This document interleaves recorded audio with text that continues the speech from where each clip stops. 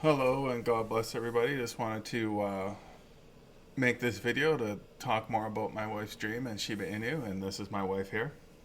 Hello. So I had the dream with the repeating eights, and that's come to pass, and it's been becoming more and more supernatural, like in the other videos. But I wanted my wife to share a firsthand experience of her dream and how that went down. So I had this dream November 16th, 2024, and I wrote it down at 7:07 in the morning. This dream was more like a vision rather than a dream.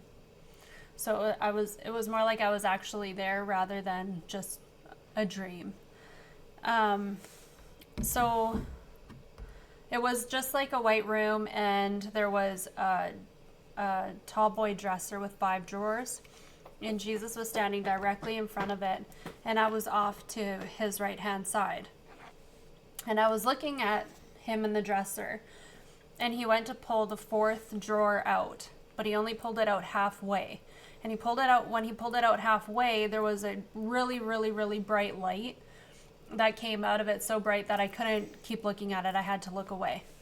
I could only just glance at it, and I had to look away. And then I looked at him, and he turned and looked at me, and he had a smile on his face. And I had an instant knowing that this drawer represented Shiba Inu and the financial release of Shiba Inu. I believe that there's 5 drawers because the Lord had asked us to invest in 5 different coins.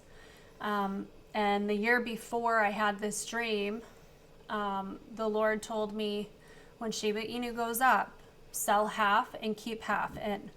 And then it's going to go up again, and then you sell the rest.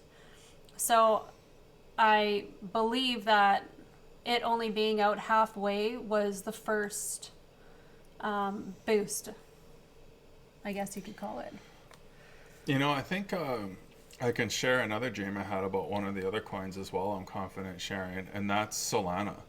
So I actually had this dream when Solana was at $111, and in this dream I was waiting at an airport terminal, and while I was waiting there, we all started rushing because we thought we missed the flight, and we all got to where you show them your boarding pass and you get on, and we realized we didn't miss a flight at all. And in fact, the plane we were catching was just landing.